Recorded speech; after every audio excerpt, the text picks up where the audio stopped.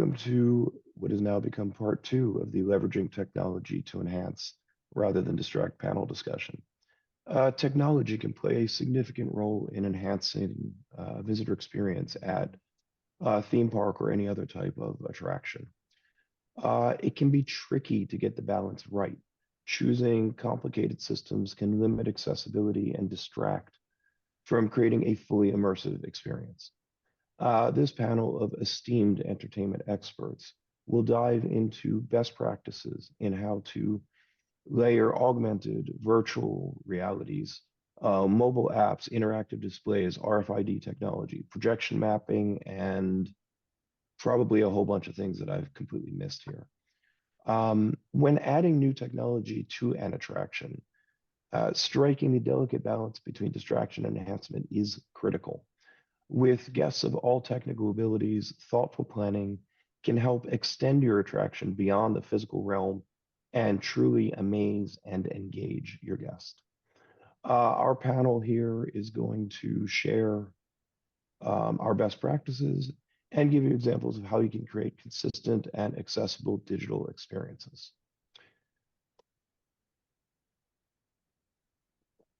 We're going to start with Adam. Adam Pear is the VP of Creative Technology for Envoy.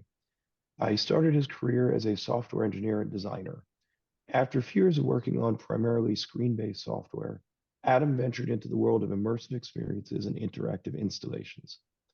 He has had the pleasure of designing and building experiences for brands such as Universal Studios, the Chicago Museum of Science and Industry. Ooh, say that 10 times real quick. The De Young Museum, T-Mobile, McDonald's, Abbott Healthcare, Harley-Davidson, Toyota, Purina, and many more. Adam, the floor is yours. Hi, everyone. Thanks for coming down to see our talk. Today I'm going to talk about how to, like Andy said, how to leverage technology to enhance rather than distract. But also sometimes, to distract because sometimes we need it. Myself, I'm Adam Peer. I'm VP of Creative Technology at Envoy. You might have known us by another name called Leviathan a few years ago. We are an experiential design company that focuses in real-time content. Our clients, like Andy mentioned, span all the way from branded environments for clients like T-Mobile, all the way to theme park attractions for Disney or Universal. But we're not here to talk about me, so let's talk about how do we leverage this technology. So I'm going to go through basically a couple of our case studies and highlight some of our best practices. I think for me, one of the most obvious ones really is to, one, make it art. When putting new technology into a place, you don't want to just necessarily overload it and, have screens everywhere. But I think using screens to replace what might have usually been some static artwork, paintings or images otherwise, with real-time content really opens up the space, livens it up. And also systems like this give the opportunity to be able to constantly update, include real-time data, include things that you might not have seen, and sometimes even include the local community. In some of our more branded environments, for us, a really big thing is making sure that's inviting. We really like to do these simple moments where people walking past our installations will see what we like to call an attract state, where some sort of blob or really cool imagery follows you as you're going through. This really creates that opportunity to kind of take that attention and bring people into the actual environment rather than kind of having something that people walk past. It's a little bit of the opposite of not distracting, but I think that's pretty much the point. On the entire opposite end, it's making it invisible. First, often we'll do the magic mirrors or other sorts of really cool illusions where you're hiding the actual displays and the technology behind something that you might see in a standard location. So here it's from our T-Mobile center. Essentially, we've got a magic mirror so that people, feel like they're still in the bathroom, but then get all that digital goodness that you get by having a connection to the internet and IoT devices. The next big point really is making it personal. One thing we've found is that people really like to see themselves in the technology, in the places that they're going, and the places they're being.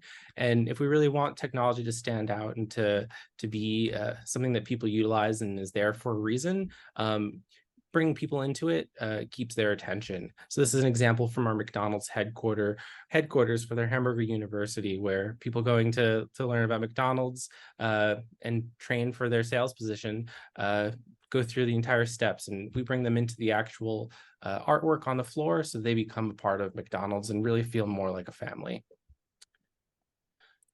Looking into some of our work in theme parks, since October, I think it was great to make it spooky. Here is pretty similar to that T-Mobile example where, we're really hiding that technology behind a semi-transparent mirror and tracking people in order to add really fun little moments that eventually become a cool photo takeaway. People really like to see that they feel more immersed when interactives, digital elements start interacting with them. They can move and actually see it move with them. It feels more personal and it feels more immersive than simply riding through some animatronics. On the other end, we also use it to be extremely distracting. So for Peter Pan's flight at Disney, we did basically the shadow play queue line where people could interact with different elements from Peter Pan. If you guys have been to a theme park recently, or anytime, that the lines can be extremely long, and so moments like this add a little bit of fun, a little bit of whimsy to the experience to kind of distract you from that waiting game, the frustrating part of the theme parks, and make more of the experience a good time. And this is from some of our, I think most importantly is to make it fun. This is from our recent work at Super Nintendo Land at Universal Studios. Currently Japan and Hollywood, coming to Orlando. And this is a really, really fun game. Essentially, we expanded on our shadow body tracking technology and incorporated into a full interactive game where players can put themselves into the actual game, use their body to actually interact with the elements, and really actually be inside the digital game. For us, this is really, really important, and to really take the technology away from it. And yes, you are standing in front of a big screen, but when you're in the space, what you're not seeing are cameras, sensors, trackers, motion. You're really just put right into that magical world of Mario, and ends up becoming a really fun experience. A solid minute and 30 seconds where you are the characters. I guess looking at all of my examples, make it body tracking is kind of where it feels like it ends up.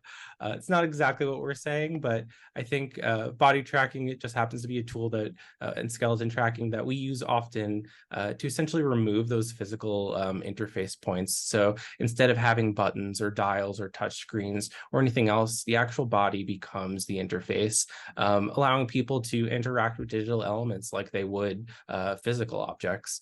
And for us, this really helps to create that sense of immersion. And honestly, it's fun. Even if it's not working and you're just kind of moving around with digital objects, people love it. And then when it works and it's absolutely wonderful, like at the Mario game, they like it even more. But to sum it up, I think that for me, the main thing really isn't about body tracking. It's making sure it's purposeful. It's making sure that you're not putting technology in for technology's sake and that there's a reason for it. Generally, when we come to a new project, we always like to take a step back before we start scoping technology and say, okay, what is it that we're building? What story are we trying to sell? What's the feeling that we want to evoke? And we really use those to drive the overall decisions for what sort of technology we're using, how we're going to be implementing things, to really make sure that ultimately it's the experience that people end up remembering when they go home and think about the installation, and it's not the touch screen or the weird interactions they had to do. It's the really fun time that they had and those feelings that they had in the immersion. I'm Adam Peer, again, VP of Creative Technology from Envoy. My email is adam@weareenvoy.com if anybody wants to follow up and have any further conversations on this. Hey, no shameless self-promotion there. All right, thank you, Adam. That was actually great. Um, all right, we're going to move on to our newest minted TEA master, Mr. Chris Conti. With 23 years at Electrosonic, Chris Conti is instrumental in the company's global success as an executive consultant and global ambassador. His forte lies in AV technology design, showcased in diverse projects worldwide, from the theme parks and spectacles to museums and world expos. As executive consultant, he interprets client visions, imparts technical education, and guides technical direction, adding immense value throughout the project cycles or process would have been the same. Additionally, as a global ambassador, Chris presents Electrosonics history, project portfolio, and capabilities to a wide audience, excelling in forging lasting relationships and seeking new opportunities, embodying his extensive experience and expertise in the field. Take it away, Chris. Thanks, Andy. And Adam, well done. You talked about a lot of different technologies, and I'm going to stick to a single technology in my presentation. If I click here, and that's mobile devices, or mobile apps often are used today. But so technology has been around for a while, and when it's done well, it's really an enhancement. But when it's not done well, it can really distract the guest from a museum or an attraction experience. In practical use, they're used for advanced bookings and maps and visitor guides, even feedback forums to feedback to the designers of the park itself. But for enhancing or expanding content, it can offer adding additional related content to the experience. Sometimes gameplay, maybe GPS-enabled mapping to kind of track the visitor's experience, obviously used for augmented reality, but also for real-time language translation. And I've done a lot of international work in my career, and language translation is always tough to tackle because you're limited to either language devices that everybody puts on a pair of headphones, or changing the whole soundtrack of an exhibit for a specific language. But operationally, it's still done manually, hence the distraction, because you're taking the guest away from the main exhibit and they're looking at their device, trying to figure out how to make it work or how to interpret the additional content. And what I'm proposing with these devices is to really take it to the next level. The challenges are it diverts people's attention away from the core guest experience, and it disrupts the storytelling. And that's the biggest problem with these devices. And it defeats the whole purpose of visiting a theme park or museum. And often it's unrelated content, especially when it's not done well. It's, as Adam mentioned, it's the sake of using technology for the use of technology. It's the sake of adding content just because they have extra content. But done well, I think it can offer visitors more of a seamless and personalized experience. It can add, personal interactions by auto-triggering location-specific content. And the goal is really to enhance and perhaps make it a more magical experience without the guest even knowing it.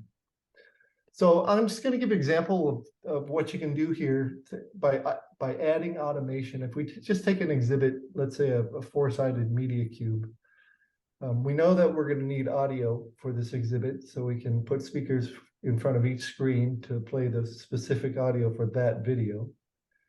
But we can also add automation devices. Let's just say we can add some IR control emitters around each media screen and create control zones. So you're really kind of defining the experience zones throughout the exhibit. And then if you have a handheld device a custom-made handheld device for this example, that is fully loaded with the additional content, and it has the receiver technology for the IR commands, and the system can now track where the visitors go and their location in front of each exhibit throughout the entire experience. And that brings up headphone experience. One thing I've always hated is headphone experiences because it really closes you off. It's like VR goggles. It closes you off from not only the rest of the museum, but the people you're attending to with. So I've always liked to use open ear design headphones, which allows you to still deliver custom audio to your ears, but it keeps your ears open for the experience. And the lower picture shows bone conducting headphones, which in my opinion work extremely well. But again, leaves your ear open to listen to the environment and soundtrack, and maybe just deliver language track to your ears. So if we go back to the example I was giving in this 4-sided exhibit, we've got a couple zones created, and as a guest pulls up, well, we know we have to put audio in front of each video screen that kind of matches that, but it's only soundtrack. It's no dialogue track. And as a guest moves up to each exhibit, they have their device will get controlled by the control system to play back just the language track for that specific video in sync. And as they move from exhibit to exhibit, it ramps down in the old zone and the new dialogue track ramps up in the new zone, giving you that kind of magical transition from exhibit to exhibit. But my point is adding a little bit of automation to the handheld devices can go a long way in not distracting you by looking at your device and missing the content on the screen, but by magically transitioning you from one piece of content to the next without you even knowing it, without your distraction to the device. And it can work actually quite well. More importantly, you can then prompt your visitors to interact with the device just at the right moment, so they don't miss the beats of the main show, but you can give them the content that the additional content through the handheld device itself. Again, it's a fully automated and seamless experience, and just for a little bit more cost, obviously, but also just programming, you can really make the mobile devices much more of a magical, enhanced experience rather than distracting each guest. So in summary, it can handle multiple languages. We can handle all auto triggering and playback from exhibit to exhibit in sync, which is important, of course. Additional media content, you can do location tracking for the guests to show them where they've exhibited and where they haven't been. And then this idea of a unique open ear sound reinforcement really works because you can deliver just the language track for the guest, and they can still enjoy the lush soundtrack from the exhibit itself. And it makes for just a much more blended and personal kind of experience, an enhanced experience, I would argue, for a theme park attraction or a specific ride or attraction. And that's just one idea how to use mobile devices in a better way. They've been abused for so many years, and I've seen some great cases over the years, but this is one way to really kind of take it to the next level. All right, thank you, Chris. That's awesome. Now I want to go to those exhibits. Let's move on here to David Beaudry. David is an avid technologist and lifelong creative with an ardent passion for finding new ways to bridge these seemingly disparate worlds. His pioneering work in interactive show control software for live music performance for his doctorate in clarinet performance became the foundation for Beaudry Interactive, evolving into interaction design for live performance, cultural centers, and themed entertainment. David's love for problem solving has led to compelling innovations that make unique use of sensing technologies, embedded computing, and custom show control software, all with a singular mission: create experiences where people feel that their presence at the moment matters. David, you matter. Take it away. Great. Thanks, Andy. No, I'm thrilled to be here, and I think this is actually a really important conversation to be having, particularly as I mean, all of us are trying to answer and ask and answer those questions is like, how do we use technology and what type of technology to use? How does it, how do we incorporate it into the experience? And so I wanted to kind of take a little step back, and rather than talking about specific technologies is to kind of ask the question, why? We are storytellers, experience designers, placemakers. Why, when we're developing these experiences, are we going to use technology? I think it's a really important question to ask. And it's a question that we ask ourselves all the time. Obviously, key to our company is interaction design and using a lot of technology to make the connections that we need to make in order to have those kinds of conversations and those interactive experiences that we want to create. But kind of, again, trying to step back and ask that question as to why we want to use the technology. And I always love putting up this little graphic because it kind of shows the range of what the type of touch points that we want to be able to create. It ranges from a button press. It's to answer the drive-by moments and those people that just want to go in and get some information or have a quick experience and then move on, all the way up to something that is more thoughtful, more meaningful, and more engaged. For us, no matter what the approach is, it's all about agency. And what I mean by that is that it's giving people the ability to affect their own experiences. Basically, you're telling them that their presence at that time matters. How do you do that is really important especially to the work that we do, is trying to create those handles. And technology has been a fantastic tool for being able to do that, whether or not we're trying to sense what people are doing, as what Adam was showing with the skeletal tracking and Chris was saying with the handheld devices, using that as a conduit, or are we using presence and touch and buttons and things like that to, provide the input, using displays and sound and lighting design as the output. The important thing with the use of technology is that your ultimate goal is that you want to create an experience where the people feel like they are getting that once in a lifetime experience, that it's the avatar, it's the ICU. You want they want to be recognized, and it can be with the simple interaction, but again, it can be something that's a lot more complex.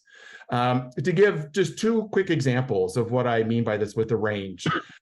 We did a project several years ago for the Santa Barbara Museum of Natural History, and they had an amazing collection of videos that, a lot of them were just, high-speed videos that were showing, for instance, like a rattlesnake, catching a rat. And the problem that they were facing constantly was that, they put these videos up and no one was paying attention. It became wallpaper. It wasn't until we kind of came up with a fun idea with the team was, well, let's actually create that sense of agency. So in this example here, we put those videos in little portals. Nothing happens until you lean in. You are telling the environment, you are telling the experience that you are interested. And at that moment, then you present the content. And then that's when people are starting to, that's when retention gets a lot higher. That's when you start, elevating the interest in the subject material, rather than it just becoming scenery in the background. So that's kind of the equivalent of a little bit of a button press, but again, adding that sense of agency to it. The other extreme for that is a more recent project that we did, which was Big Bird, and basically giving him a voice. So we're using a lot of gesture technology, a lot of show control, to basically give agency to the performers, not the guests, but to the performers. The guests are coming in there coming to the experience to have an intimate, interaction with Big Bird, and usually with prior to this, it's you go, you meet, the characters are doing little, big gestures, and then they move on. One of the things that we know it's frustrating, particularly for the little kids, but we also know that it's frustrating for the performers, is that they can't communicate. They can't really have a dialogue, particularly the way that the guests would be expecting, either from based on TVs or movies or anything like that. So what we did in this case is that we recorded Matt Vogel, who is the voice of Big Bird. We had about 700 different sound bites in there. Came up with a system where the performer inside is actually in 100% control of the experience on whether or not he's walking around a park or doing a meet and greet and doing the different stages of the meet and greet, or taking pictures or any of that sort of stuff. The performer is actually in control and can now have a dialogue. They are now the agents. They are now the ones creating that special experiences. We've given them the power to be able to create those special moments. And I think what's important when we're talking about all these different things with the technology is looking at, where does the technology fit? How am I creating agency? How am I engaging with the guests? What are those handles that I'm creating? And then start figuring out, is that technology that I want to use? Is it simply that I just want to put it because it's new and cutting edge? Or does it have a more substantive use within the experience that we're creating? So I think what I really look forward to, hopefully we'll have a bunch of time in the end to kind of really hone in on the why we want to use technology. I think that's one of the key things when we're trying to incorporate it. One of the things, I'll do a really quick anecdote. We were working with a science center, and we created this kind of high-tech scavenger hunt. And it was the early stages. We had no facades, nothing up or anything like that. All it was exposed technology, tracking people throughout the space and answering questions. And the head of education was not pleased. She's sitting there, it's like the librarian scowling at you in the corner and wondering what in the world you were doing. And it wasn't until at the end when basically we really started to focus on the content and say, all this tech that you see disappears. It's never about the technology. As much as it breaks my heart when people come out of the experience and don't talk about the technology, we know we failed if it is about the tech. So again, trying to keep in mind the sense of agency, making the technology disappear, and really focusing on the experiences and stories, and using technology more as a tool, I think is really, really key, particularly for the approaches that we often take for the type of work that we do. And that is what I have to share. I love it, David. That was great. All right, let's move on to Michael Libby. Michael Libby, CEO of World Builder in Los Angeles, is a prominent creative technologist with 15 years in the immersive industry.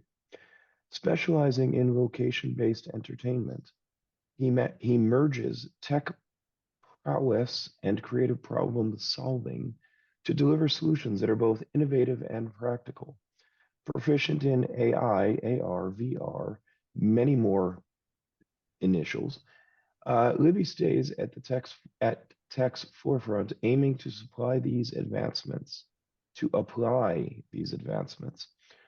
help his clients succeed creatively and practically.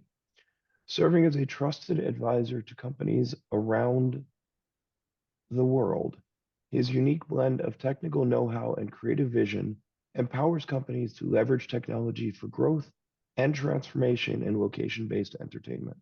Michael, floor is yours. Thank you. And I do have to be transparent in saying that that was definitely written by ChatGPT. Awesome. So, thank you, ChatGPT, for the tongue twister in there. Appreciate it. Okay, so let me pull up my presentation here. So we are talking about whether to use technology to enhance or distract. And my whole thing is, we can't wait until the attraction opens to figure out what is enhancing and what is distracting. And now we can do that during the design and production process using digital twins. Now, what is a digital twin? Well, perhaps you've seen this scene in the first Avatar movie, where the military is looking at the forest setting and where all the unobtainium deposits lie. Or perhaps you remember this from the Westworld TV show on HBO, where all the game designers were crowded around this projection map surface of the actual gameplay area that was Westworld. Or of course, from the Iron Man movies, where Tony Stark was building his Iron Man suit. These are all examples of digital twins. And digital twins are much more than 3D models. We'll get into that in just a bit, but they are smart models that also include all of the embedded systems. So you can see how they interrelate and interoperate. And digital twins really allow us to ask the question, what if we could predict failure? What if we could mitigate risk by simulation and pre-visualization? To see if some of these technologies that we're stacking on top of each other do enhance from the experience or distract. So again, it's all of the intrinsic systems in addition to the 3D model. So if you're making a digital twin, say, of a heart, it's not just the heart, but it's all of the valves and the, you know, the blood movement and all of the systems. If you're creating a digital twin of a race car, it's not just the 3D model of the car, it's the actual physical properties and the aerodynamics. And if you are creating a factory, it is the time between stations and the, you know, much like a theme park ride, the throughput that you get from actually operating these things. And there are different levels of digital twins. And this is language from the Unity game engine that they've provided. And the most basic one is a virtual twin, or a realistic representation of an asset that sort of mimics its real world counterpart. Then you also have a connected twin that integrates real-time and right-time data from sensors that are connected to the actual physical environment. Then you have a predictive twin that can actually predict outcomes based on simulation. And then you have a prescriptive twin that actually can model out future scenarios and then come up on its own with prescriptive analytics and recommendations. And finally, the fifth is the autonomous twin that can do all of these things at once and can self-operate by both predicting and prescribing solutions to some of your issues. Digital twin is going to be the next big buzzword, I think. We've just been through the metaverse hype cycle, and we're right in the middle of the AI hype cycle. And I believe that digital twin is going to be the next big buzzword. But it is more, as I said, it's more than just a 3D scan. It's more than just a 3D model. And so we're going to see that word start to be misused as a buzzword quite regularly. But now you are all smarter than that. This is not a digital twin. This is just a 3D scan of the Titanic, but it does not have any of the systems that were in operation when the boat was actually operating. Digital twins also allow for you to plan during your design and construction and production phases. And you know what? These videos are supposed to be looping, but that didn't translate for some reason. But the point is, digital twins can now also allow for what's called 5D planning. So it's again, much more than your 3D model, but your fourth dimension is time, where you can actually see a sequenced project develop and understand what's going to happen when during the construction process. And the fifth dimension is money. What is your spend going to be as your project develops and gets built? What is, you know, when does the concrete get poured and how much is that going to cost? That sort of thing. Digital twins. This is an example of a connected twin on a bridge where sensors are in place. And this was actually something where this very well may have saved lives, where a sensor was tripped and it was sent to the digital twin that was being monitored, and there was a fault, and the bridge instantly shut down operation as part of its prescription for that problem that it found. Digital twins are increasingly being used in factory settings. Again, as I mentioned before, so you can really understand timing, bottlenecks, throughput, and things like that. And if you look at this video that I'm sharing right now and you kind of squint your eyes at it a little bit, it looks a lot like a dark ride, with one vehicle going to the next scene and the next scene after that. And that's basically what we do at World Builder, is we create digital twins so that we can incorporate all of these different pieces of an attraction as it's developing: the media, the audio, the ride profile, the movement of a KUKA arm, all of these things together. Again, if you can visualize them together in a digital twin, you're not surprised post-opening, and you can really get a sense, again, of what is enhancing and what is distracting from the experience. It's just a quick side view of that, where you can see there's that KUKA arm that guests are riding on. That orange area represents the reach envelope, the safe area for guests to reach. That green triangle represents the projector throw. There's media being projected onto that curved screen. And the whole name of the game here is getting that vehicle as close to the screen as possible without crossing into that projector throw, because that would cast a shadow onto the screen.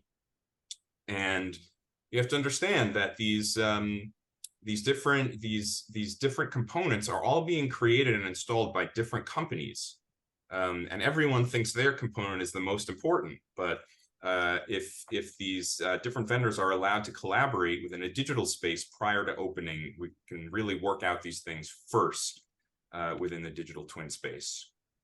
And really, the best comparison for attractions is a piano roll, one of those self-playing, player pianos that have those rolls with the holes punched out that play a song. That's really what's at the core of many of the experiences that we create, regardless of what technology you use. It's playback of a predetermined sequence or scroll of events via lighting and audio and multimedia.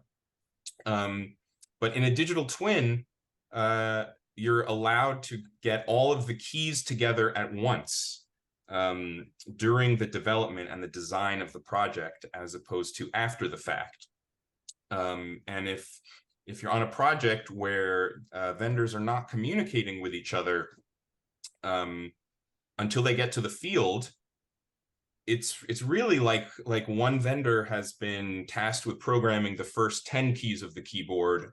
The next vendor has been tasked with the next 10 keys of the keyboard, and so on and so forth. So unless they're able to share their work in a digital space during design and development, there will be some unexpected results when you get closer to opening.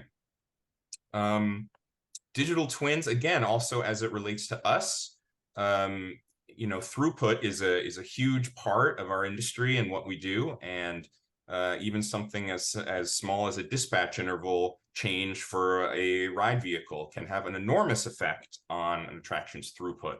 So by gauging throughput and demand, we can actually have a much better idea of how the attraction is actually going to be used. And in terms of whether this content is distracting or enhances the experience, we can now actually program some of these digital experiences within a digital twin. Like an AR overlay, we can now create an AR experience within a game engine and see where the AR items are spawning in the three-dimensional space, so that guests can collect them and add them to their inventory and that type of thing. Are there too many? Are there not enough for the demand of guests? All of these things can now be figured out virtually before they're produced physically. So digital twins are going to be a $48 billion industry by 2026 and a $78 billion industry by 2032. And it's just a smarter way to build things and see if your attraction does actually, in fact, have the technology fall away and fall by the wayside when it actually opens, or if it is distracting to your guests. So that's what I have to present. Thank you. Michael, you had me at KUKA. Everyone has me at KUKA. I don't know. No, that was great. Thank you so much. Now, are we talking to the real you or your digital twin? Can't say. I had to zing one in there. Photo real. Ooh, hey now. Just a question of level of detail there. All right, let's move on to our last presentation here. We're going to go to Traylor Woodall. Traylor Woodall is a lifelong storyteller, artist, musician, and experience creator. His journey began with a traditional degree in graphic design, but during a college internship, he discovered a passion for motion graphics. Many years later, Traylor now serves as the CEO and founder of Five Stone Studios, an integrated production company that blends design, technology, and storytelling to create visually rich narratives across a wide range of channels. After 25 years in the industry, he lives for the moment when a creative idea comes together that is greater than the sum of any one individual's ability or effort. Aren't we all? Let's go Team Fun. Trailer, take it away. Right. What an honor, guys. Super excited to be here. Before I pull up my deck, I gotta say, it's been incredible just hearing. It's like all these incredible lenses looking into this beautiful room called technology. And it's just neat to see everyone's perspective. So super thrilled to be here. Yeah, just wait till y'all start arguing about it. Yeah, exactly. That comes next. Give it a minute. Yeah, so I'm gonna take a little more back. I liked some of the ideas of backing up a little bit, and I want to talk about creating connection. Obviously, leveraging technology to enhance rather than distract. And I'm just going to walk through 3 projects that kind of touch on this. And it's interesting, when COVID happened, I felt there was a real shift. We became aware as a world and as a globe of people what our deep need for community and connection is. And so I think one of the ways my angle or lens on this was looking at things and honestly, the spike in demand we've seen where people are coming to us trying to solve, how do we create community? How do we create connection? And so I've just got 3 of these that I'm going to share. They're not, any end all. It's just a couple things that I think would be good. I think my biggest takeaway that I would like for all of us to do is, let's not just have COVID happen so we're trying to create connection. It should be the ongoing effort. How do we create community, healthy conversation, and connection with technology? So that's the takeaway if I don't show slide. These particular examples, we did use a mobile phone as input because in these particular situations, it's just people are so comfortable with it, and you'll see how that works. Again, the goal in all of these was to create community and connection, particularly in a time when that was very challenging. And then we wanted to make art become participatory, more of a conversation where people aren't just voyeurs, but they're involved and engaged. And so I think those are all healthy goals for technology. This one, going to call it creating avenues for gratitude, and you'll see this quite a bit. You feel like we're on this gratitude, thankfulness trip for about 2 years, but we just had a lot of projects that involved this. But this was actually for a hospital where it was coming out of COVID, and all the healthcare workers were just hammered, just exhausted, destroyed in their psyches and emotions. And so they wanted to come up with a type of a method for the community to give back, to express gratitude. And so it was an art installation, and it was a tree of gratitude, and pretty simple. People can come up with their phone. They experience this art installation. It was built in Unity for those of you that care. But it was a constantly blooming tree that we set up all these camera moves and camera paths to fly around. But what it was fed on was actually statements of gratitude. People could walk up, they read this, say, "Oh, that's cool. Yeah, I am thankful." They could use their phones, went to a little microsite, type in what you're thankful for. By the way, you could also share that online and share on social, and you would plant a little leaf online that could kind of spread the word of what this was doing. But then what would happen is the camera would then fly up to the tree. They'd see their little leaf of gratitude bloom, and they would add to this tree. It changed throughout the seasons, changed with time of day. It was kind of in a painterly effect. But the result was it had a tremendous effect for just bringing encouragement and then allowing people to kind of join a movement of gratitude. Let's go to the next little fun one. This was actually a kind of a cool thing. This did not show up in a physical sense, but it was all social online. But we were approached by a music label, and strangely enough, Florida Georgia Line, and you may know of them. They had a big collaboration project that they put together, but they invited fans to participate in a music video.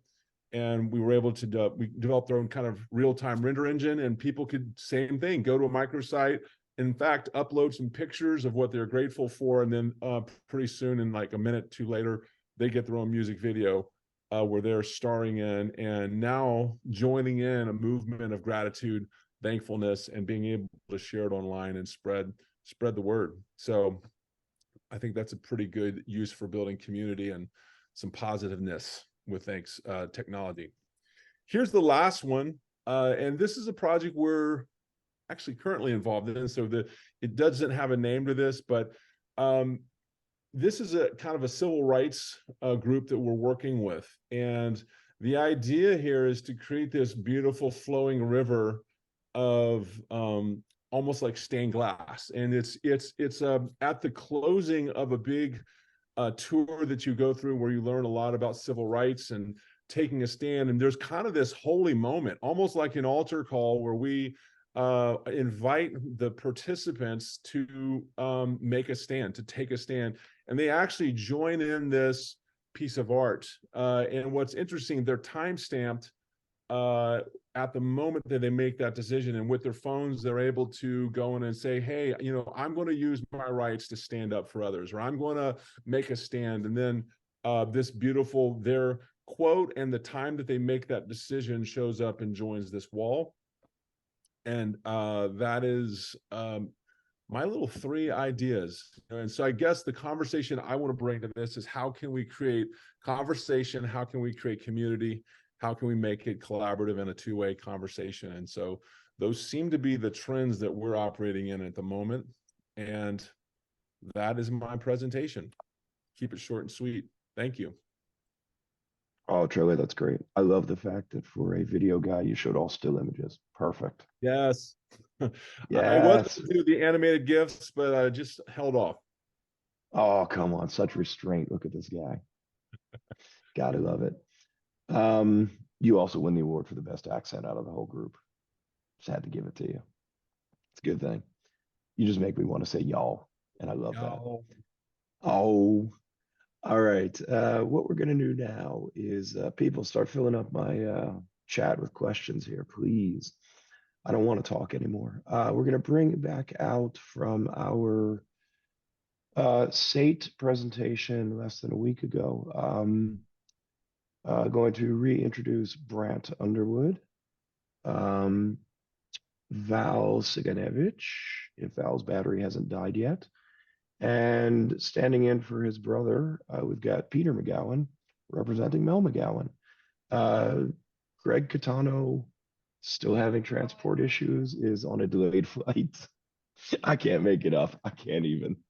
It's so good because it's true. So Greg will not be able to join us, although if he happens to land early on his delayed flight, perhaps we'll get a cameo at the end. All right, I'm going to pop over to the chat. And, oh, come on, people. Someone, something. All right. In the meantime, while we get some audience questions here, we had a lot of buzzwords here. Purposeful, transferable, agency. I'm going to throw out a couple more buzzwords here and one at a time and just let you guys chomp on them and have some discussion about it. I'll start with a softball. How about suspension of disbelief?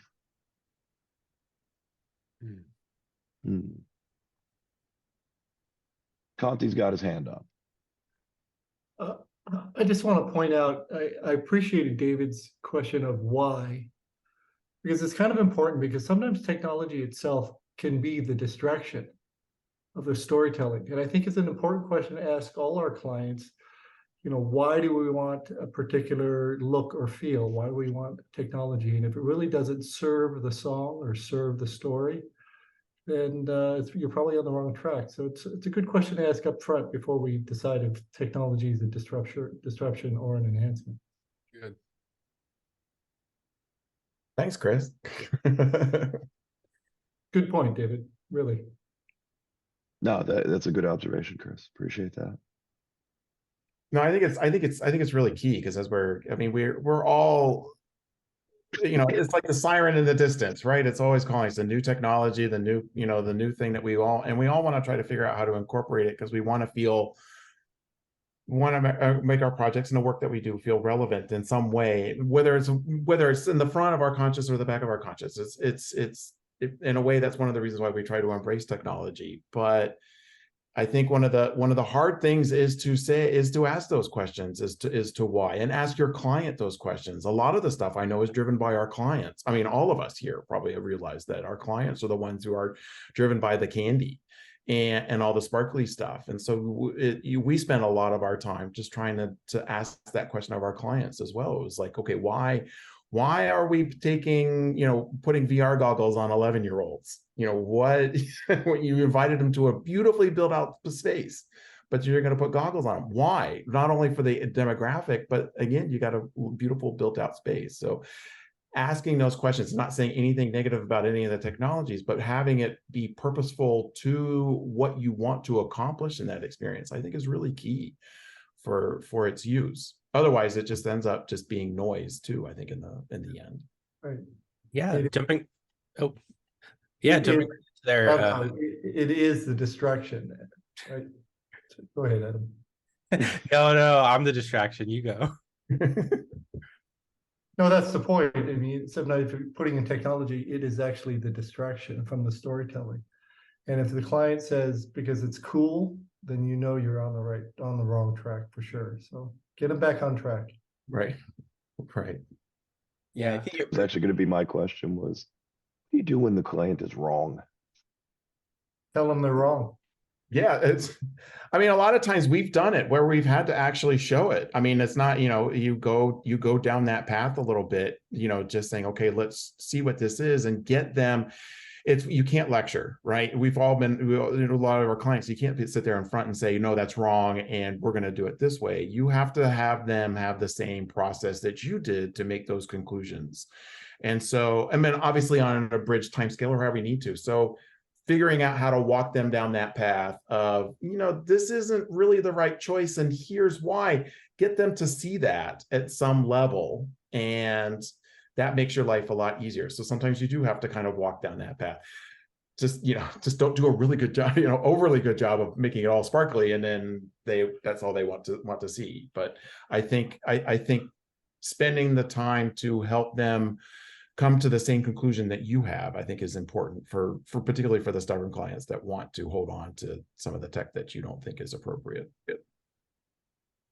I agree with David's point about the purpose. I think it's important to understand what the purpose of using one another's technology, and it's always usually leads to the question, what the story behind this purpose. So, if there is a story and it helps to tell the story, so yes, but in this case, it makes sense to use one another technology. If not, maybe you can explain, so it's not telling the story. And Andy, I think you mentioned the suspension of disbelief. Mm-hmm. We always lean into that because it is about the story, but you can tell a story and people might not go along with you, but to actually get them to fall into the story, suspend disbelief, and make a decision that they're going all in, that's the best thing that we can do, to where they actually believe this is real, this is really happening, or that this love story is unfolding the way that they think it should. But then the question becomes, how? I know that's always the challenge. Yeah. Well, I mean, that's the thing, is it is great storytelling that compels people to make emotional decisions. And that's the thing, is even like when they choose what brands they like, why are they big Apple fans or whatever it is, those are all the emotional decisions. And really, when we use technology, if it's ever distracting to the story and removes them out of the suspension of disbelief, that's usually our flag. We're like, it's great, you can work it into the story as well as you want, but if it actually doesn't help the story advance, then we cut it. All right, so I got a question in here from the audience. Guys, I'm going to get to all of them. They're actually filling in, so everyone please keep posting. To those on the panel who are in the technology development space, how are you choosing what is needed versus what would be cool? Secondly, most clients don't have time for research and development, so they like proven tech, requiring new tech to be developed without an end user. Have at it. Yeah, I can jump right into there. Big one for us is it's hard to do because, sometimes the cool technology is the right one, but you don't want that to be the leading factor. For us, a big thing is prototyping. Literally kind of similar to digital twins, but not on that full level. Pretty much any project that we jump into, we're prototyping, we're doing a bunch of tests, seeing what it looks like from content to the actual physical space, or making VR scales, things like that, really to try it beforehand so that we can get something in front of our client without having to take them somewhere else. And so really being able to show them quick prototypes, iterations, really lets you dial down, show how the technology works and how it tells that story without making the full commitment to actually go and purchase the $100,000 of equipment. And I'll say this too, I think when you really flip the story from this cool technology idea to what does the visitor need to experience? And when you really get into the visitor journey and the customer journey, that can help uncover, oh my God, that's a horrible idea. And they can help see that themselves. A lot of times we'll also pull, like, quickly, guys, let's pull case studies. And so you can pull examples of where this doesn't work, where that does work. But there's a lot of client education. And really, instead of making bad idea the enemy, what we want to do is make the visitor the hero, and we want to make that customer, that audience member going through, they're the hero, serve them. And then all of a sudden, I think people can sometimes let go of this thing if they really get to the point of let's serve the visitor in their journey. Let me just throw another aspect into the conversation. Generally speaking, in all of your processes, your design processes collectively, how much space is built in for R&D just in the normal process of doing what you do, as opposed to, we just got just enough time and budget to, conceptualize it and execute it? Are you building any R&D into your process as a general practice? Yeah, we generally always have a level of R&D. Most of the time, our clients are going to tell us, well, one, I'm going to say there is no general project. All of ours are wildly different in scope, scale, size, and time. Most of our clients, if we tell them that we're going to be doing R&D, they say, oh, we don't really want that. So generally, it's not necessarily always something that we will tell them that we're doing, but it's something that we're doing anyway as part of that initial design process. And for us, that really is we've got our creative directors working on that story and their narrative. And then we also have us working alongside doing some of that R&D. The only times where I ever get a client that says, yes, we want you to do R&D is from some of our best clients like Universal or Disney, where they're like, we've got this idea, we don't know how it's going to work, help us figure out how it's work. And then the project itself becomes R&D. So yeah, it definitely varies, but for us, it's really sneaking that R&D in behind the scenes and helping that helping that push the creative story forward. I'd echo that. We do a lot of proof of concept, right? So you can have a fantastic idea, but ultimately you really need to put some time and effort into making sure that you can bring that to fruition in a real way. And oftentimes that proof of concept phase, which I consider to be kind of a pre-R&D phase in many ways, really helps to push that idea along, or help it stop in its tracks if it needs to sometimes. Yeah, I think that's the flip side. Is the positive have a positive result and a negative result, or the equally valuable, right? And being able to do that. Yeah, we spend ourselves too. I say about 40% of our time doing R&D internally as a company. And again, Adam, to your point, is like most of the clients say they're not going to pay for it, and then B, there's usually not a time once you're in a production cycle or in that kind of cycle. So we do spend a lot of time behind the scenes for ourselves, asking sometimes those what if questions, particularly if a new tech comes around and we want to figure out how it works. Or we want to figure out, there's a particular type of exchange or something that we'll do a little bit of the R&D. But going back to Andy, what you were saying, that is always a challenge with our clients. It's like they want to be the first, they want to be cutting edge, but they want proven tech that's off the shelf in a box. So it's like they want all those things together. It's like that's not they can't exist in the same world.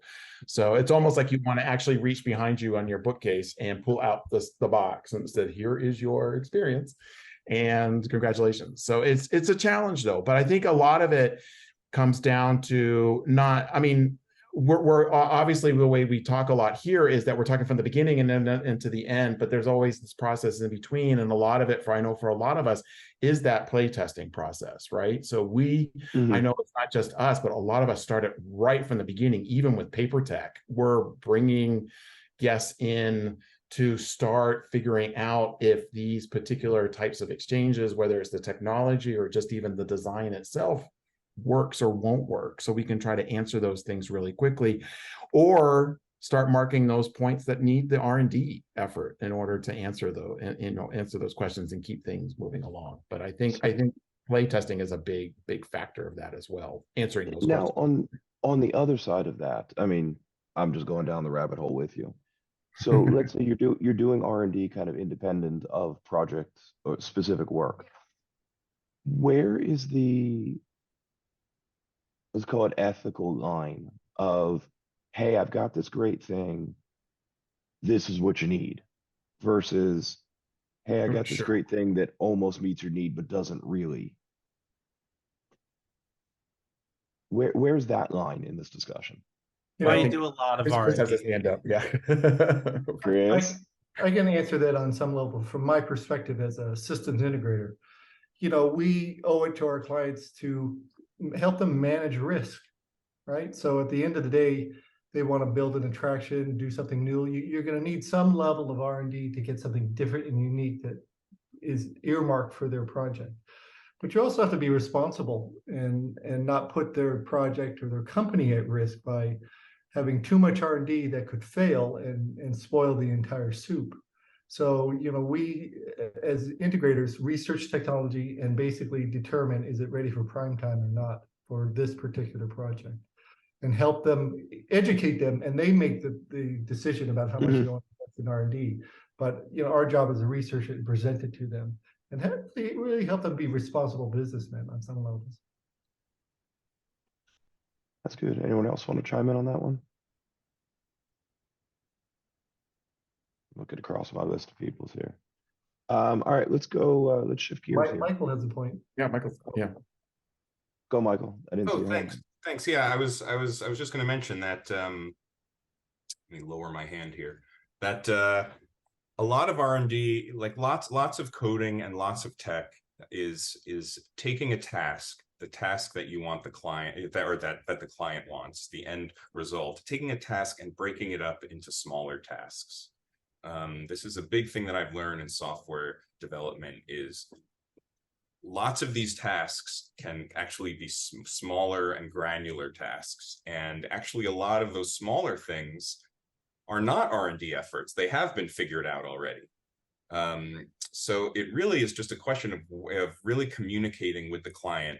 You know, these are the risk areas. These are the things that have not been figured out. But most of it we'll take this and we'll combine it with this other thing in a new and interesting way. But a lot of the components are already out there. That's what I found anyway, that you can de-risk R&D by breaking it up into small parts and just explaining and communicating to your client at every step of the way where the actual risk is. No, exactly. Yeah, it's almost like we become curators, right? It's almost like we become curators of tech that we know works and putting it together in a particular way for that unique experience. So it's part of that R&D effort that I'm sure all of us have gone through is related to that. It's just making sure that, you know, what is out there and in being able to answer the question. But Andy, that's a really good question too, of trying to, it always is a fine line. It's like, well, I've got a product here. So, but it's also, we're a non-commodity, we're the most non-commodified commodity out there. Right. You know, we don't want to call ourselves a commodity and we don't sell a product, but boy, howdy, it helps to sell product. Right. But if the emphasis is on the product of what it is that you are, the ideas and how you are bringing things together. Yes. It's a little bit of a different approach. I mean, it's a challenge. I mean, you want to try to be tech agnostic for most of the things up to the last minute, where you have to start making decisions on what technology is going to drive. Implement something. Right, but at some point you have to start making decisions, and whether it's the stuff that works because you've worked with it and you've gotten your hands dirty, or something else, then that decision happens once the experience is figured out, and then figuring out what the right tools are in order to make that make that work. Yeah. Okay, let's a little gear shift here. How does inclusivity get worked into these technological marvels? For example, wheelchair user for a body scan while keeping it accessible. Yeah, question. that's honestly a big. Anytime you're designing something for theme parks, that's ADA accessibility is a huge deal and something that we personally like had to do a lot of R&D for our project with Universal for Super Nintendo Land. Essentially the tech that we originally designed, you know, obviously you're tracking a person who's standing up, who has 2 arms, 2 legs, can move around with full mobility, and generally a lot of AI machine learning tracking methods will look for the entire parts. They'll look for your hips, they'll look for your legs and the other parts, and really try to fill in the body. And we actually found that we had to make an implementation change at one point, and during that process we found that wheelchair users weren't being tracked, and so that became a whole sprint in of itself of R&D and really trying to make the system work so that it can cover all of those different use cases. And it's difficult because, you know, if you're doing a touch screen, you have to accommodate somebody who's lower to the ground versus someone who's much taller and can reach high up. And so getting those considerations through means a lot of R&D, a lot of testing, and you know, sometimes throwing things out, starting over, and going back to the drawing board. I think it's really important to be empathetic to your audience, right? There's going to be a lot of different people with a lot of different experiences, and you really want to be inclusive as we all develop these sorts of attractions. And so, you know, it's a great question to ask, and it's fantastic that is even being discussed in this sort of a forum. But we really need to keep that forefront in all of our minds as we develop these sorts of attractions. Is it needs to be inclusive so that everybody can have the opportunity to kind of engage in that suspension of disbelief and experience something that's like truly remarkable. So yeah, we need to think about all those different demographics as it relates to that as well, as we go through that process. Okay, I got another question from the audience here. Oh, a question with a clarification. I love it. This is what happens when you let it sit for too long. Feeling like this panel gave me a range of vocabulary on themed entertainment tech, but much of it feels expensive, high level, adult. In what way do you want / expect students to use this vocabulary? And then before we answer, or rather, what is the student's place in this kind of consulting? Is there a place for us here? The answer is yes. Y'all tell me why. I can be all over that. So yeah, we love, there's so much, the projects that we're in right now, we need voices. And the more people that you can bring to the table in user testing, user experience, we have a whole thing where we actually love to pull in students from various schools, and we have some connection to those schools. So we are bringing in students that are part of user experience design, testing, all of those things, because it's very important to have that aspect. So I'm really glad you said that. Answer is yes.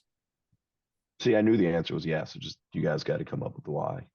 And then just to clarify too, because I know it's kind of actually, you know, relates to the topic at hand of whether or not technology is a distraction or enhancement, is that we're already thinking, like when we talk about technology, we're thinking of what is the newest cutting edge technology. But you can do a ridiculous amount of guest engagement with 50-cent sensors, and get a lot of just knowledge of what your guests are doing in the space. Like right now, we're doing this project where we've got, you know, literally 50-cent Hall effect sensors that would attach to a magnet that's actually, you know, that we're sensing movement when we get a huge amount of information about what the guests are doing, and then can use that to enhance the experience in the story. So 50 cents versus, you know, a $50,000 tracking system. So it kind of covers that whole gamut. But again, it goes back to what's the importance? What are those handles you want to create? And you can clearly, you know, answer that. I will say I love bringing in students. I love going back and teaching, because it's that injection of new ideas and new thoughts and new approaches.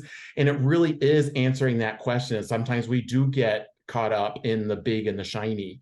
And when you're working with students, it's the resources, like we're going to solve this with, hot glue and gaff tape.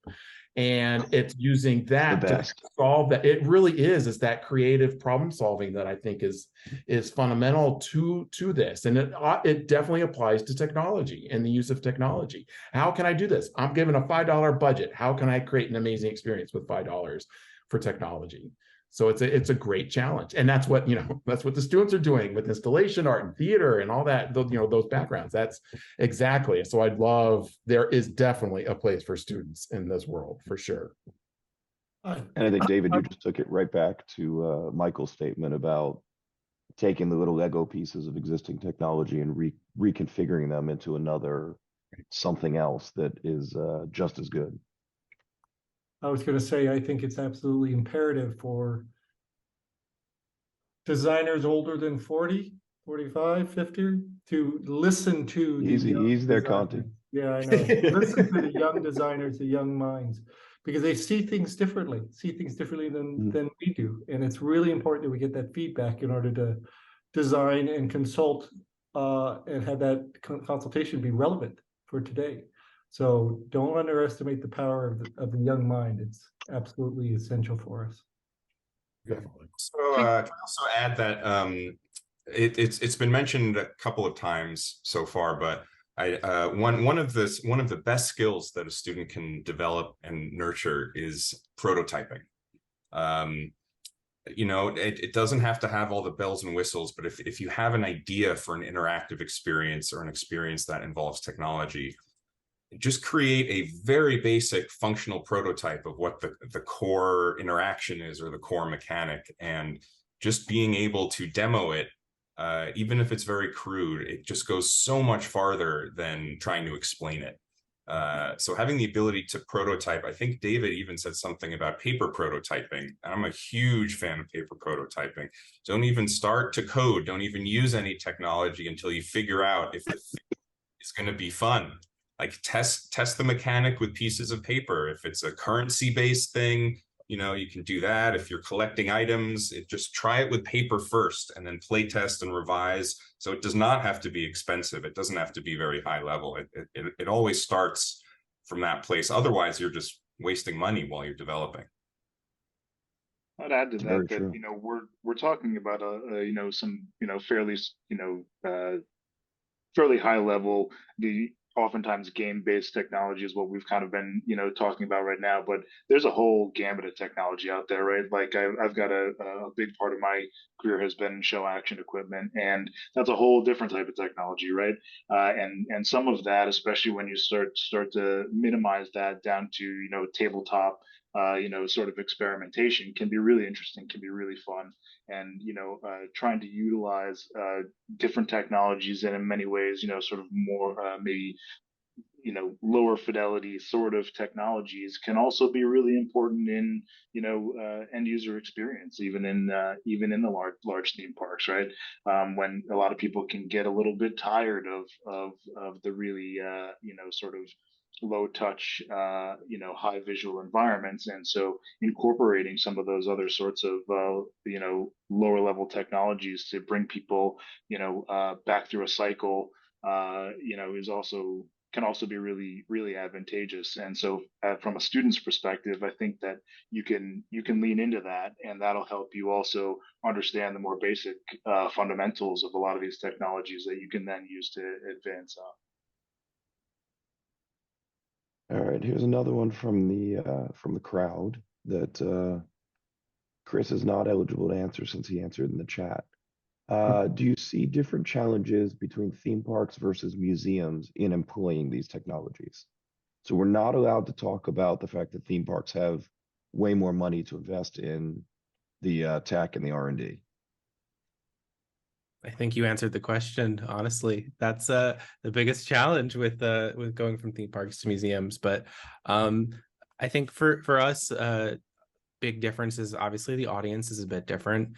And the reason why you're going to a museum versus going to a theme park is different. When I'm in a museum, I want to get close to something. I want to dive deep into that subject. I want to learn more about it. And so there really is this sense of information gathering that I want to get while I'm going through that. Whereas when I'm in theme park as a guest, for me, it's really more about the experience, the immersion, that feeling that I'm getting, the story that I'm kind of going through and learn and having fun. I don't necessarily have to learn anything. I don't need to come out knowing like all the shapes of shells or anything like that. But I come out knowing like, yeah, I had a great time. I really love that. My family had a great time. The smile on my son's face was lit up the entire time. And I think that's definitely a big difference and something that you want to think about when you're designing for a theme park versus a museum. Anyone else? Going once? I will jump in. I agree with everything. I do think also because we're in that museum world, is they are struggling probably on the finance side, but they are trying to get closer.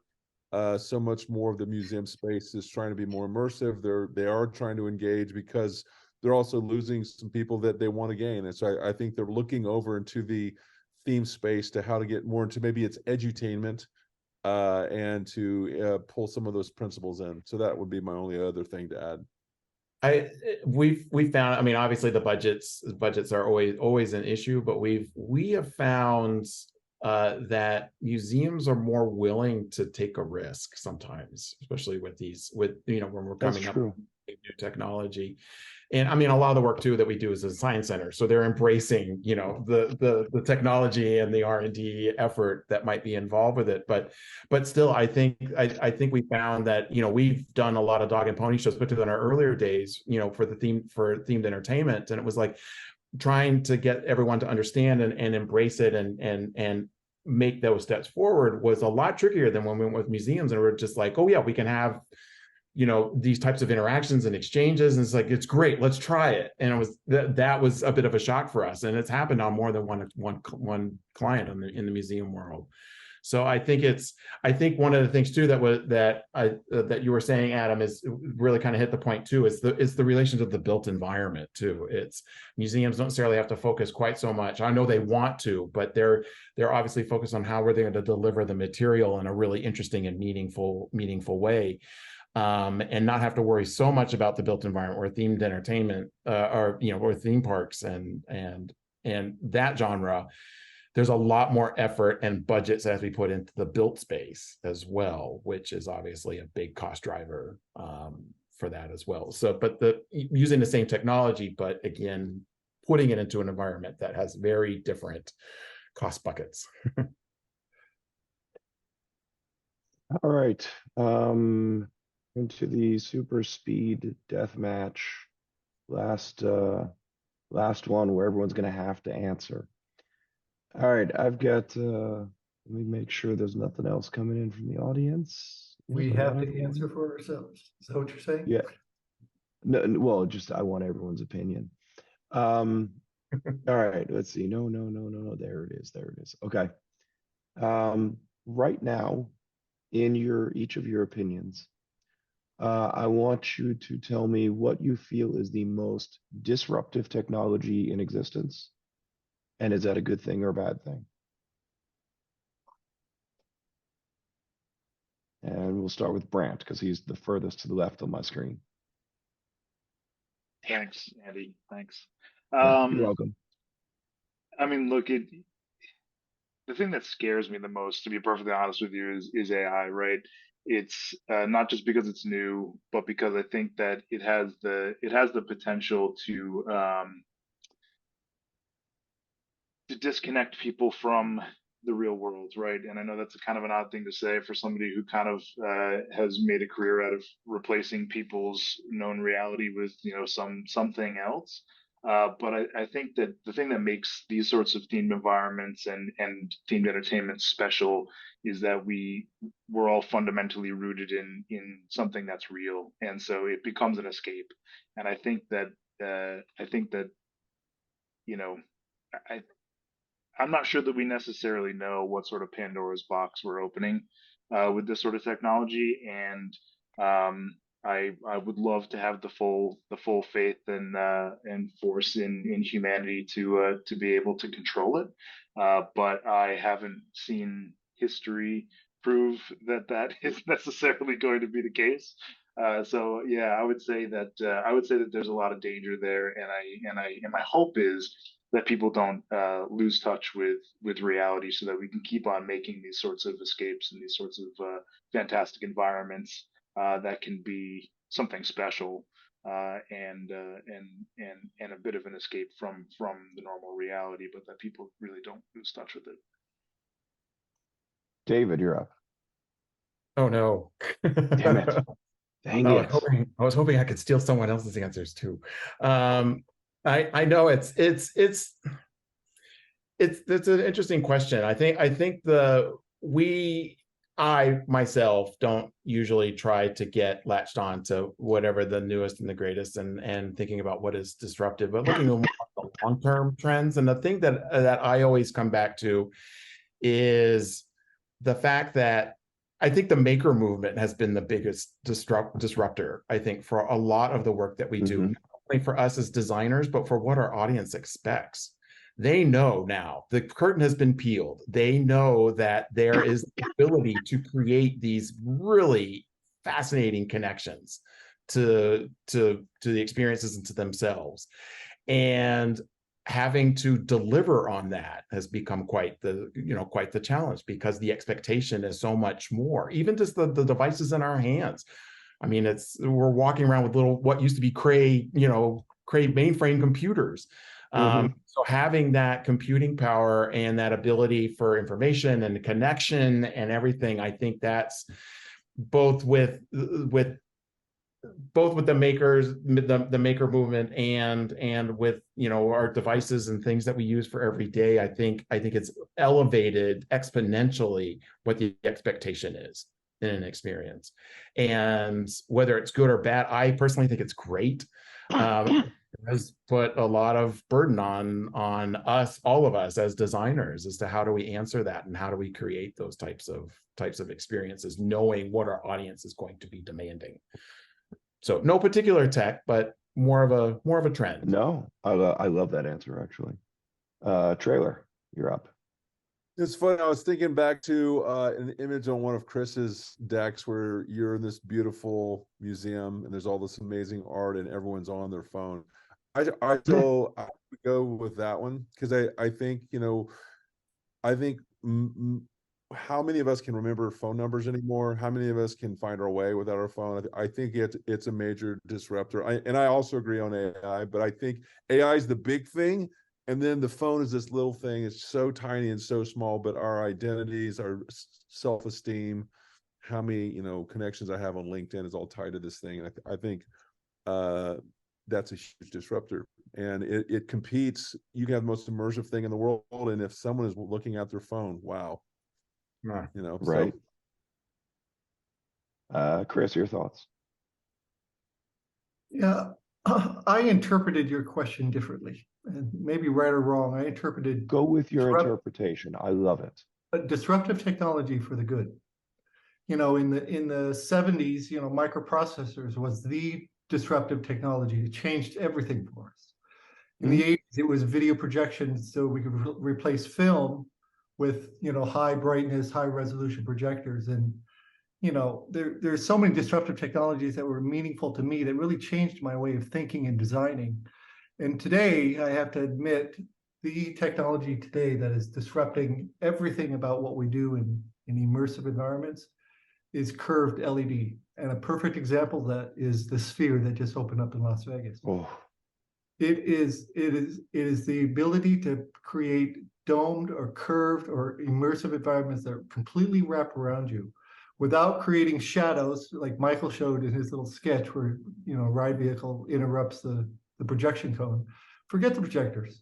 You can now create curved surfaces and envelop the retinas of a person's viewing distance and completely create an immersive environment like we've never done before.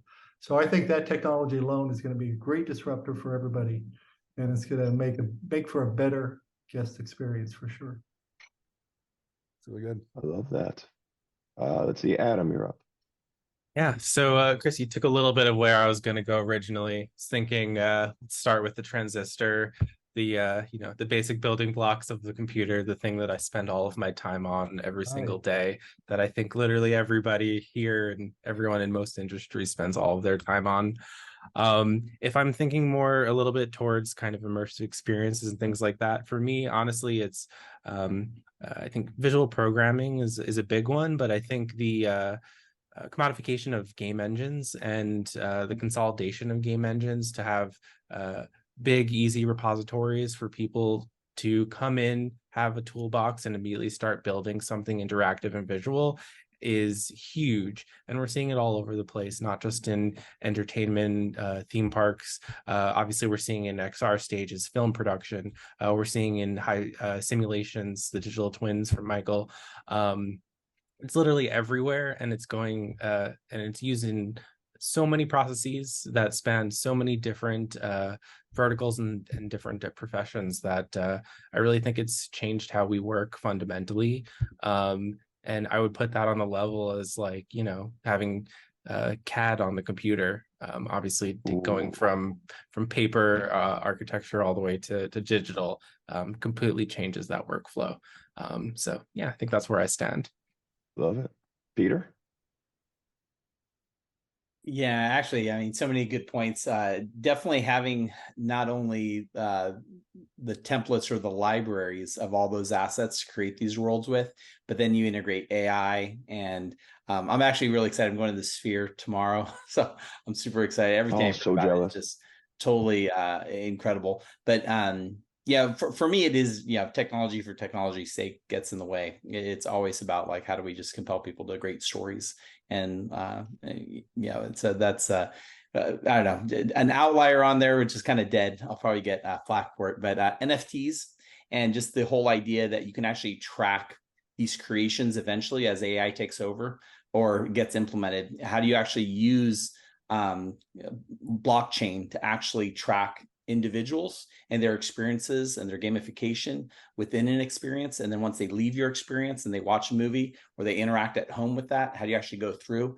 But we're seeing people using blockchain and actually commoditizing, whether it's the characters or even the individual guest users, which is very interesting application of it, because we haven't seen any good applications of that stuff. But it could be very interesting, because then you're talking open data sources and stuff. So wait, did you just say NFT is not dead? Yeah, no. I think as it's been sold, as it's been sold and hyped up, totally. But the idea that there is almost like unique DNA that is traceable, and that especially when you start creating characters. So we're working with some people now who are trying to create a character, let's say a movie character, an animated character, that you can actually put an NFT with them, and then that character can then be brought into a video game, can then be brought into a destination entertainment. And what tracks that they are unique and their memories and everything that's programmed with that, and that it hasn't been modified down the chain, is using a blockchain. And then how you actually verify that is that unique sentient AI being is through an NFT. So yeah, that's why I know it's. Oh, come on, this is great. You just did NFTs, AI, blockchain. I don't even have another set of initials here to go to. Yeah. All right, let's bring it home with Michael Libby and Phil Hedema is not the biggest disruptor. What you got, buddy? Well, I do think the answer has to be AI. We've talked about it at length in other sessions, and it's gonna disrupt every industry, not just ours. So just in the interest of saying something different, I think the biggest disruptor to our industry is the democratization of user-generated content, and things like influencers on social media, going around Disneyland creating content about buying a popcorn bucket or something, and everybody's not watching premium TV anymore. This is what they're watching. They're watching TV of other users that have created content. And then things like Roblox and Fortnite, where people are creating environments for others to experience or creating games for others to play. I think that's going to be a real competition. You know, these other at-home experiences, and there's, you know, there will be an expectation for you know, guests to be able not to just experience something, but to actually, you know, create part of the experience. So I'm hoping that we start to think of our you know, our theme parks, our museums, all of our destinations as less of a singular experience and more of a platform that can play back multiple experiences, so that new experiences can come and then be played or be experienced, that are either designed by professionals or designed by the guests themselves. Because that is part of the expectation now, is I don't want to just experience it. I want to actually have a role in the creation of it. Excellent. All right, I think we have run over by 3 minutes, which is a world record quickest that I've been able to extricate from one of these. So thank you, everybody. This was really thought-provoking, interesting. I really appreciate everyone's time and expertise and willingness to share. There were a couple questions in the chat about contact. Every single one of us on the panel is on LinkedIn. I'd say start there. We'll get back to you, I promise. If anyone doesn't get back to you, please don't tell me about it. I don't care. No, I do care. Let me know, and I'll poke professionally. Let's wrap it up and call it a night. Gratitude to all, and see you guys at the next event.